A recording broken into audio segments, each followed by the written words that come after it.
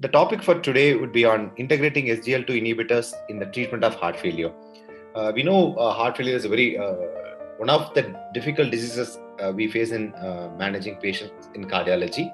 So I will try to give a view of how heart failure is going in India, and at the same time what are the treatment modalities right now available and where SGLT2 inhibitors exactly fit in.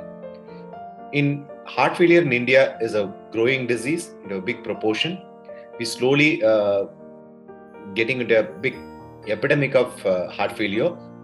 The problem with heart failure in India is most of our heart failure patients are younger, and most of them are much sicker than the Western counterpart, and mortality rate with Indian patients are much higher. So 1 year mortality rate in Indian patients is in the range of 30%. If you compare with the malignancy, I think it matches with the mortality rate of malignancy like lung. So we know very well malignancy of lung is one of the serious oncological issues we face in medical profession, and heart failure matches the mortality of such a deadly disease. We had wonderful data from Trivandrum Heart Failure Registry. This was one of the very good data we got recently on patients with heart failure in India, particularly southern part of India. The heart failure patients in India are at least 10 years younger than the Western counterpart. We know very well most of them are male, and mortality rates are similar in male and female, and particularly our patients are much more sicker. If you look at risk factor profile, this is very important to note. 52% of our heart failure patients are diabetic, and around 55% of them are hypertensive, and close to 45% of them are smokers, and close to 16% of the patients have a associated kidney disease. And if you look at further division, 1/4 of the patients are heart failure with preserved ejection fraction, and hardly 1/4 receive guideline directed medical therapy. This is to be noted. And close to 1/5, that is around 20% of the patients after initial admission get re-hospitalized within 3 months of their initial discharge. So 1/3 of the patient, sorry, 1/3 of the patient die within 1 year. That is a mortality rate close to 30%. Uh, so most of the patients who have a heart failure have a very high mortality in India are, as I told you, are much younger.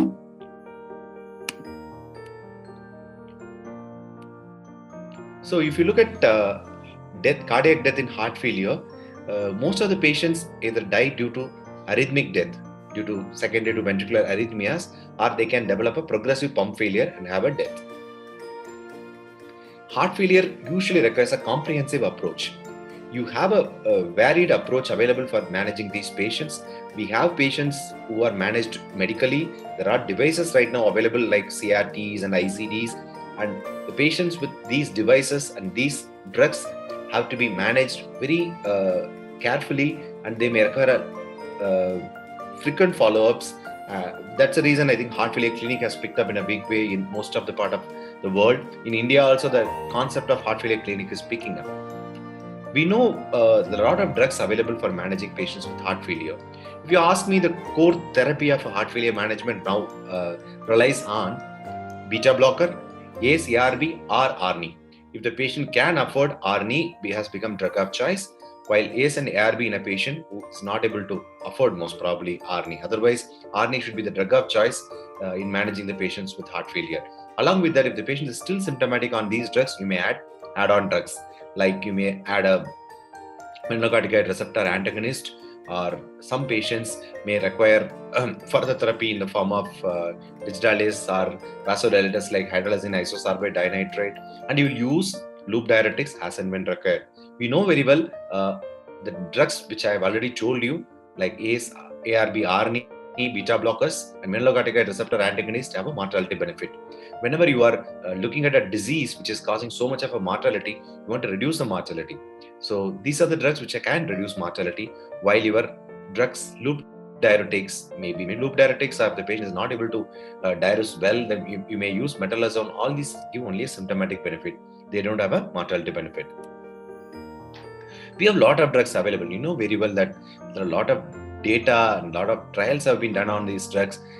you have shown a significant mortality benefit with these drugs. You see, ACE ARBs have shown to have a mortality reduction in the range of 15 to 20% from multiple trials, beta blockers in the range of 30%, and melanocortical receptor antagonists in the range of 25 to 30%. So in spite of all that, there remains bigger chunk of mortality still left behind. If you add together all these mortality reduction, still close to around, you are looking at a mortality rate of around 50 to 60%, which is reduced with these drugs. When ARNI came, ARNI has offered another 15 to 20%. Still, you have another 30 to 40% of the mortality which has to be reduced. When you are managing a patient with heart failure, the most important thing what you are looking at is reduction in mortality. As I told you, this is a disease which has a high mortality. So reduction of mortality should be the primary aim. And most importantly, you have to give a improve in the clinical status and functional capacity and quality of life. These three things are very important for the patient point of view. You have to give a patient excellent quality of life with whatever available ejection fraction patient is having. And the most important parameter in a heart failure, unlike most of the other diseases, the one parameter which you have to look at is preventing hospital readmissions. Every admission for a heart failure in a patient with heart failure increases the mortality. The reverse, when you reduce hospitalization rate, you reduce the mortality. So when you look at any trial or any drug for heart failure, one of the few important things that drug has to offer is, one, it has to reduce the mortality, one, it has to prevent hospital readmission, and most importantly, from patient point of view, it has to improve the quality of life and functional capacity. These are the main things where you are concentrating in any drug which have been introduced for managing patients with heart failure. So these things I already told you. These are the cornerstone of managing a heart failure patient: ACE, ARB, ARNI, beta blockers, along with diuretics. So this is how your mortality looks like. Mortality reductions all together, if you add up, still 50% of the patient mortality has to be reduced. All these drugs together, they can reduce mortality in the range of 50%, and you need some more drugs which can reduce mortality further. That's a reason we are looking beyond these drugs in managing heart failure. This is how heart failure management strategy looks like right now. So as I told you, the colored one in green are the drugs which are going to reduce the mortality, while the one in yellow are morbidity reduction. They don't have much of role in mortality reduction. So the first on the group is going to be sacubitril valsartan, followed by beta blockers, melanocorticoid receptor antagonist, and if the patient is eligible at ICD or a CRT, ultimately patient may end up in a transplant if he's not responding to any of these therapies. So we know, I already told you, I already give a glimpse of what it looks like in a heart failure epidemiology. Around 50% of the patients with heart failure have diabetes. Other way around, cardiovascular disease is the most common and leading cause of death in patients with diabetes. So diabetes is one of the highest risk for coronary artery disease or cardiovascular disease as a whole. The patients with diabetes have a higher risk of dying of cardiovascular disease than any other group of patients. So you look at increase in proportional mortality and cardiovascular mortality. If you look at the proportional mortality and cardiovascular mortality still is among the one of the leading cause of death in patients. So not only diabetes mellitus causes coronary artery disease, and if you look at heart failure, and diabetes is one of the most common cause for heart failure. The patients with diabetes mellitus without having a coronary artery disease can develop a form of dilated cardiomyopathy and can develop a heart failure. And you know very well, the patients with diabetes are very high risk for a coronary artery disease. Any patient with a coronary artery disease had suffered a significant myocardial dysfunction can have a heart failure. So if you look at manifestations of diabetes patients with a cardiovascular disease, heart failure is one of the most common manifestation. The second most common manifestation of a cardiovascular disease in diabetes is heart failure. If you look at the heart failure mortality, I already explained to you. If you look at the heart failure mortality, we Indians among one of the highest have one of the highest mortality in heart failure. The reasons, we know we have a very high incidence of diabetes, we have high incidence of comorbidities, and adherence to compliance, adherence to goal-directed medical therapy, guideline-directed medical therapy is lesser in our population. That all leads to increased mortality in our patients.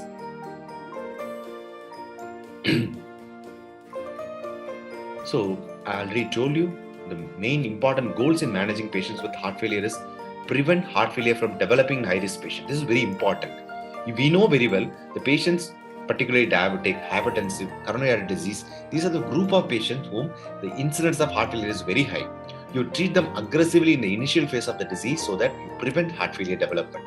And in the patients who have established heart failure, the most important thing is you reduce death and hospitalization. This is what I already told you. The two important goals are reducing the death and rehospitalizations. And from patient point of view, you reduce the symptom burden.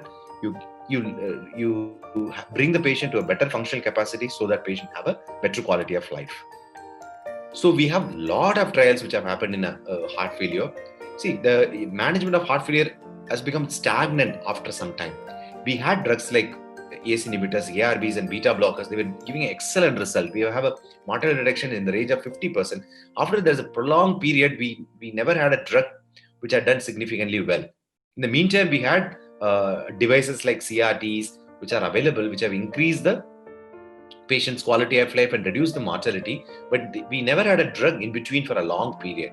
The one drug which has changed the management of heart failure is a ARNI, angiotensin receptor and neprilysin inhibitor, which came through a paradigm heart failure trial in 2014. And we have another big drug which has been already available, the SGLT2 inhibitors. So we have recently the trial DAPA-HF, which came in 2019, and we are getting more and more data on this drug, which are proving to be a very good heart failure drug. So if you look at availability of drugs right now in the management of heart failure, we know very well we have a huge data available right now for ACE, ARB, beta blockers, and melanocorticoid receptor antagonist. And we already have excellent data through paradigm for neprilysin inhibition. ARNI is available.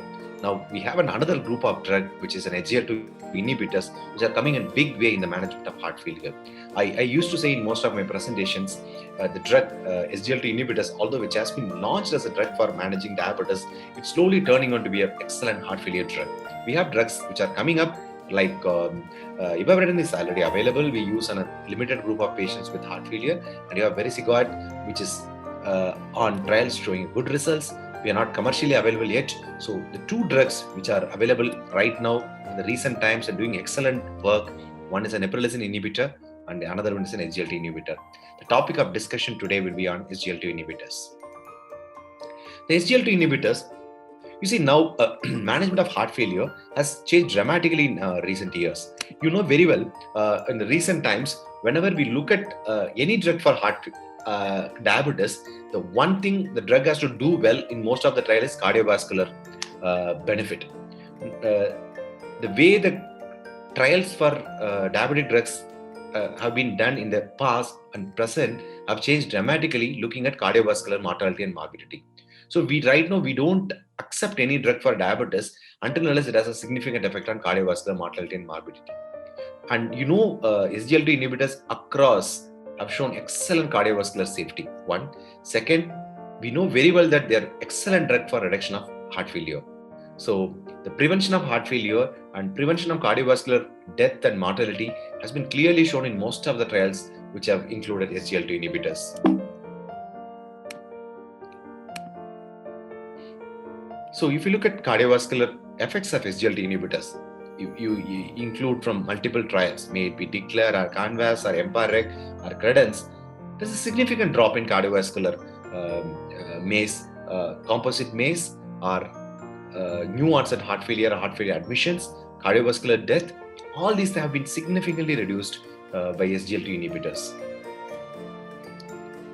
So with this background, we will have a brief look at DAPA-HF study, because this is one study which has shown excellent result on managing patients with heart failure. The key inclusion criteria of this trial was symptomatic heart failure with ejection fraction less than 40%. So the patients with heart failure with reduced ejection fraction has been included in this trial. Most of the patients included had NT-proBNP more than 600. That shows as a significant heart failure. If hospitalized for heart failure within last 12 months, and if there is a history of atrial fibrillation, then they made a correction for NT-proBNP more than 900. The key exclusion criteria was mainly renal, if GFR is less than 30%, less than 30, sorry, and symptomatic hypertension. If the pressures are to start with less than 90, 95, they excluded that, and type 1 diabetes mellitus. The primary endpoint of the trial, which looked at, was cardiovascular death or worsening of heart failure, and they looked at hospital admissions. That's I already told you, like in heart failure, one important parameter you have to look at is, along with mortality reduction, hospital admissions. So close to around 2,300 patients were in both the arms of placebo versus DAPA arm. DAPA 10 mg once a daily, and were continuously monitored up to every 120 days. So key baseline characteristics were similar in both the groups, and baseline treatment remained same. One thing you have to very much look into this baseline characteristic is, you see close to 94% of the patient were on ACE, ARB, ARNI. So excellent guideline-directed medical therapy. Close to 96% of the patient were on beta blockers. So this is very important to know, because now you are going to check a drug over and above the available best possible drugs. So these patients have been treated excellently with drugs. 96% of beta blockers and 94% usage of ACE-ARB ARNI is a dream for any heart failure specialist. So if you are able to achieve this many of the patient with guideline-directed medical therapy, you are supposed to have an excellent result. So DAPA has tried over this. So DAPA has to do extremely well to beat this. So you have a best possible drugs available over and above. We are going to see how DAPA is going to do. So what DAPA has done? Excellent results. You have a primary composite endpoint, extremely good. Look at the p-value. P-value is 0.001. So excellent reduction. The primary composite outcome was extremely good. And look at worsening of heart failure event. Good. P is less. Any cardiovascular mortality, again excellent. So all cause death, again p-value is 0.022. So you have a drug which has been started on patients who have been extremely well managed in heart failure medications. Over and above, we added a new drug, and this drug has done extremely well. It shows this drug has a huge benefit on these patients. Look at recurrent hospitalization in patients who have been on DAPA and who are on placebo. Significant drop in hospital admission. What you see in blue in color is patients who have been on DAPA, and red is placebo. You see across. You look at number of hospital admissions, 1, 2, 3, 4. The fifth admission, there was no patient, literally no patients who were on DAPA. So the hospitalization number has dramatically dropped in patients with DAPA.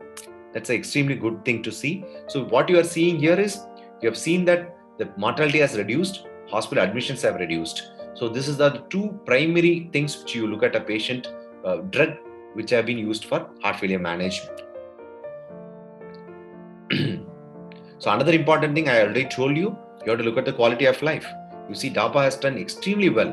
If you look at cancer's score for heart failure, DAPA has done extremely good. So another important thing, we know very well now, like most of the diabetologists accept, and most of the heart failure specialists, most of the cardiologists now accept, it's an excellent drug for a patient with diabetes and heart failure. You want to prevent a heart failure in a diabetes patient? Good. If you have a patient has established heart failure, still this drug is an excellent drug. Now the question arises, is the benefit of DAPA is still there with or without diabetes? So look at what happens when you compare with the patients with and without diabetes. The patient has a type 2 diabetes at the baseline, presence or absence hardly has any effect on outcome. So the patients without diabetes have done extremely well, as good as patients with diabetes. Look at the HbA1c tertiles in patients with and without diabetes. You see, you look at HbA1c less than 5, still the benefit is there. So the patients without diabetes, irrespective of other HbA1c number, the patients were doing well with dapagliflozin. So if you look at patients no diabetes and diabetes status and compare them with placebo, they do extremely well. That hardly, you look at the hazard ratio, 0.75 versus 0.73.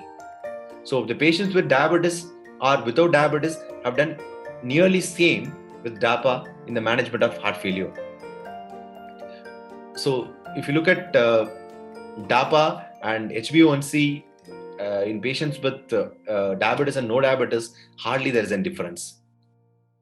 So what another thing we have to know right now is the benefit of dapagliflozin is over and above the conventional therapy. Yes, it's been clearly shown. Like we know very well now. I already told you when we are looking at the baseline characteristic. I already shown you all the patients who have been in this trial are on optimal management with 96% of beta blockade and 94% of ASRB ARNI.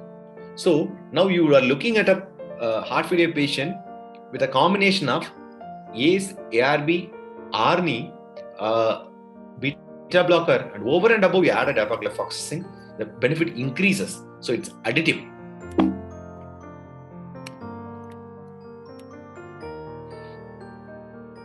So this is what, if you look at the subgroup analysis, particularly looking at the primary endpoint, irrespective of patient has diabetes or not, they improve.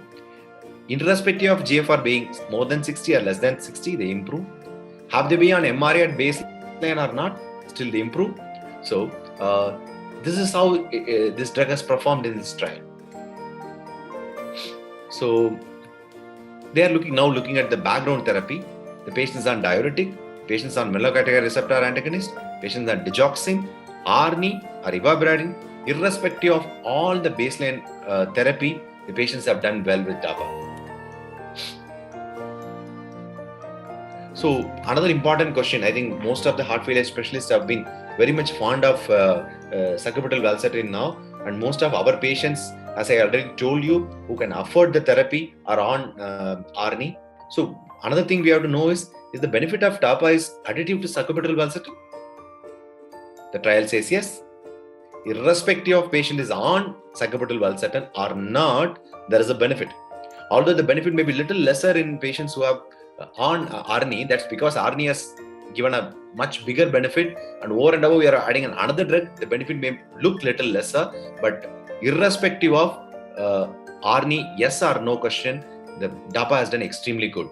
More importantly, the patients who have been on ARNI and beta blocker and melanocortin receptor antagonist, still you are able to deliver further reduction in mortality by adding a dapagliflozin. So this drug is proving not an alternative, it's an additive drug. So you can add this drug to acquire more mortality reduction. So if you look at primary outcome, cardiovascular death, worsening heart failure event or all-cause death, everywhere, irrespective of presence of ARNI, the patients have done really well. So another important thing you should know is it safe drug? So it was really good. At least in DAPA-HF trial, the only thing you are always worried about this drug is volume depletion. Hardly anything noted in this trial. Adverse reactions leading to discontinuation was literally not there when you compare with a placebo.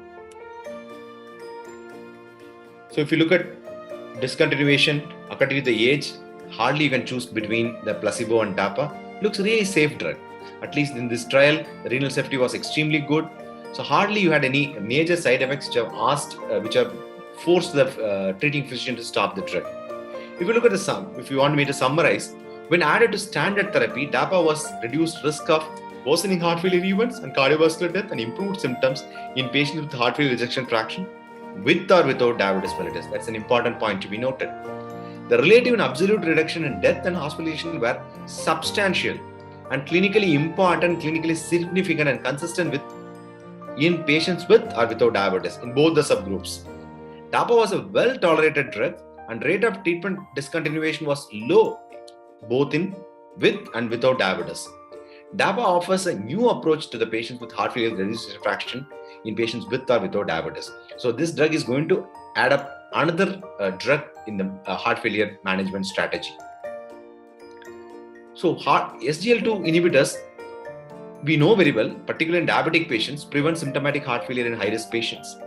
And SGLT inhibitors reduce death, heart failure hospitalization, and symptom burden in patients with established heart failure. Not only prevent, they reduce mortality in patients with established heart failure. It opens a new era in heart failure with reduced ejection fraction management. With a new class of disease-modifying agent. It's a completely different drug. This doesn't resemble ARB ARNI, it doesn't resemble a beta blocker, nor it's a MRA. It's a new group of drug, new class of drug, and this is going to open up newer drugs in this particular group. The important implications for a clinical practice and heart failure guidelines. We know a lot about heart failure with reduced ejection fraction, and if you ask me, there's not much of a data available right now for heart failure with preserved ejection fraction. So we'll stick ourselves to heart failure with reduced ejection fraction right now.